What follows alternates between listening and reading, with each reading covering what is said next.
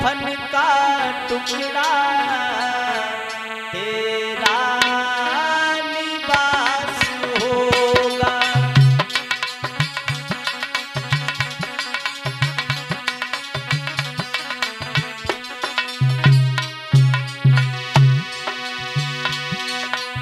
याद रखना, किसी ने कहा है क्या तू लेके आया जग में, क्या तू लेके जाएगा, तूने जो कमाया है वो दूसरा ही। क्यों इतरा रहा इसने घमंड में, क्यों फड़फड़ा रहा है अमीरी गरीबी में लला।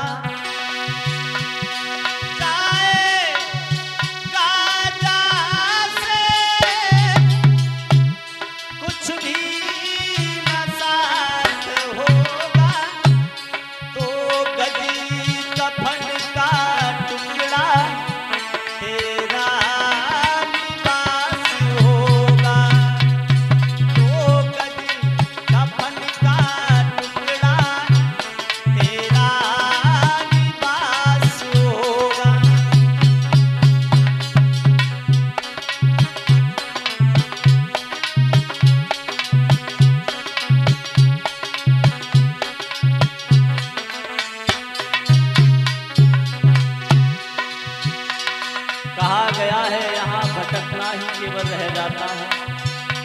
इसलिए आपस में हर किसी से प्रेम करें, आपस में किसी से दगाबाजी ना करें, आपस में किसी से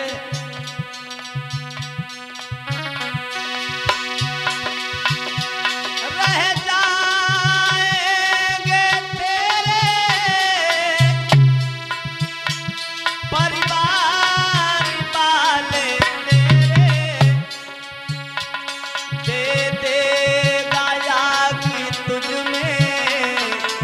भैया खास होगा, दे देगा याद तुझमें, तेरा भैया खास होगा।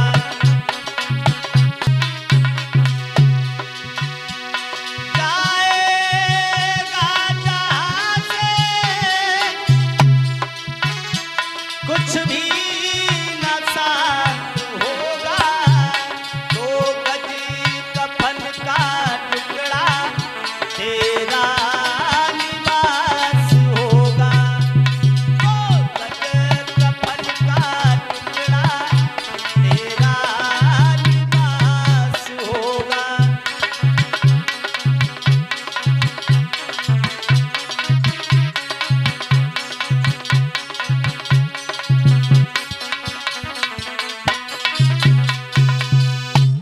सिद्धार्थ गौतम ने जब जान लिया है कि संसार में ये इंसान कितना दुखी है, किसी ना किसी बात से परेशान, चंदक से कहा है भैया आप क्या करें। आगे जवाब दिया चलो घर चलते हैं, चलो घर चलते हैं। याद रखना भाइयों, घर लौट करके जब चले हैं तो रास्ते में इन्होंने एक अंतिम दृश्य और देखा। इन्होंने एक सन्यासी को देखा है जिसके मन में शांति नजर आ रही थी, एकाग्र था, जिसका ऐसा मालूम पड़ता ये सारे संसार से इसे कोई मतलब नहीं है। जो याद रखना, आज बैरागी को जब देखा लौट करके घर चले आए हैं। सारी रात हो गई है, नींद नहीं आई है, वही मृतक शरीर, वही बुढ़ापे का इंसान, वृद्ध मानव, भिखारी, सारे दृश्य मन में गूंज रहे हैं। और जब दुनिया के दुखों को देखा है लला तो मन विचलित हो गया है कि देखे दुनिया के दुख भारी, तबई बुद्धि बदली गई।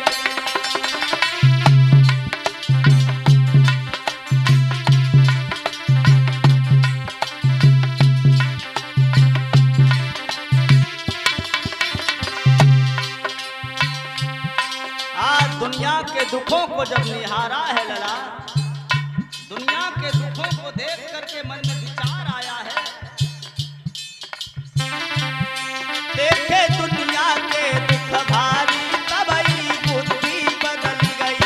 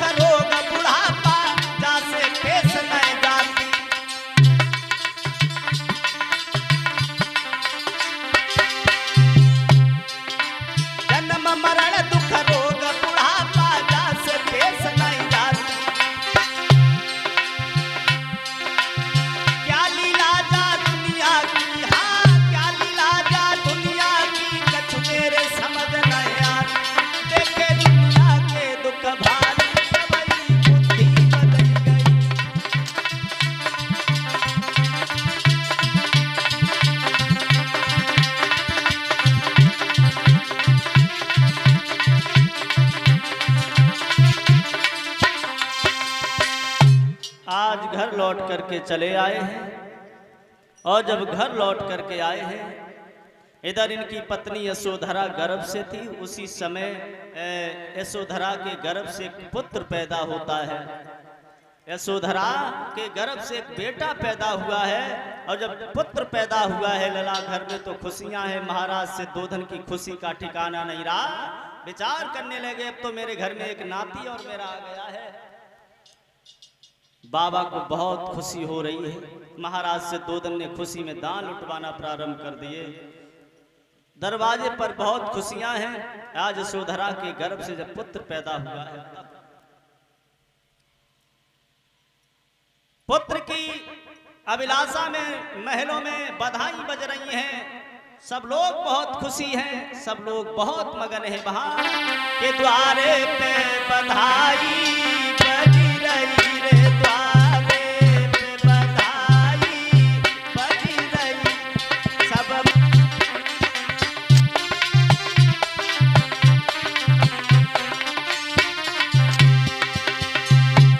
अब होती मंगलाचार, खुशी घर में छाई।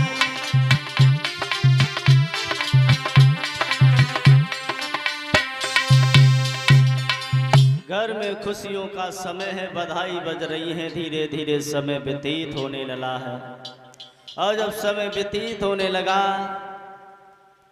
यशोधरा को नहीं मालूम था कि मेरे पिया कहीं ना कहीं मुझे अधभर में छोड़ करके चले जाएंगे। सिद्धार्थ गौतम ने जब उस दुनिया के दुखों को निहार लिया तो मन में विचार किया है, संसार में अगर दुख पनप रहा है तो इसका कोई ना कोई कारण जरूर होगा। क्योंकि बिना कारण से ये दुख उत्पन्न हो ही नहीं सकता है। अगर कारण होगा तो कारण का निवारण भी होगा। संसार में अगर दुख इतना है, इसका कारण होगा तो इसका निवारण भी होगा। और निवारण होगा तो मैं इसका खोज जरूर पता जरूर लगाऊंगा, संसार में इतना दुख क्यों है। याद रखना, सिद्धार्थ गौतम जो थे इन्हीं बातों से विचलित हो गए, मन विचलित हो गया। विचार करने लगे हैं, मैं इस बात का जरूर पता लगाऊंगा।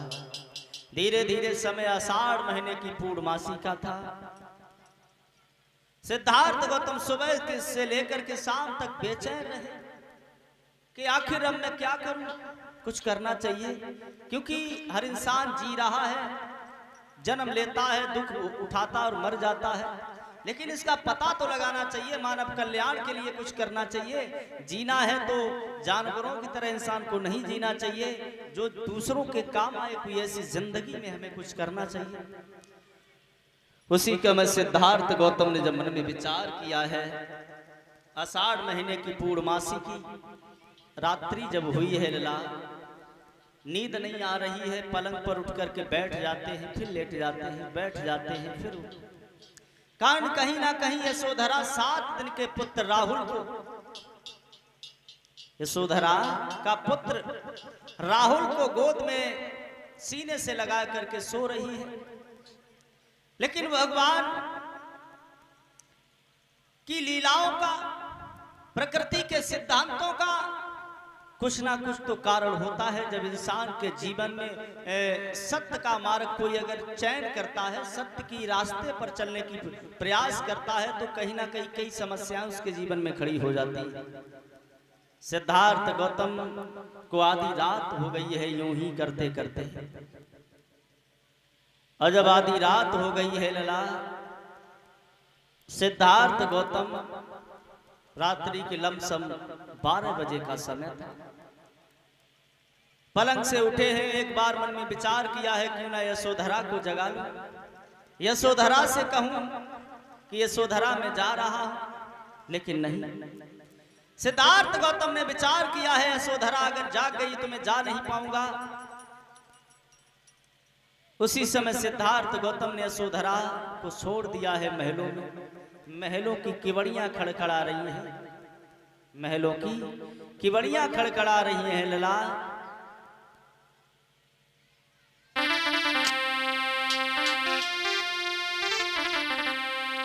आज सिद्धार्थ गौतम आषाढ़ महीने की पूर्णमासी को 29 वर्ष की अवस्था में अपने राज वैभव को छोड़ने का जब इन्होंने मन बनाया है तो ऐसा ही नहीं। वहां से उठ करके छंदक के पास में आए हैं और छंदक को रात्रि में जगाया है। जवाब दिया है छंदक भैया।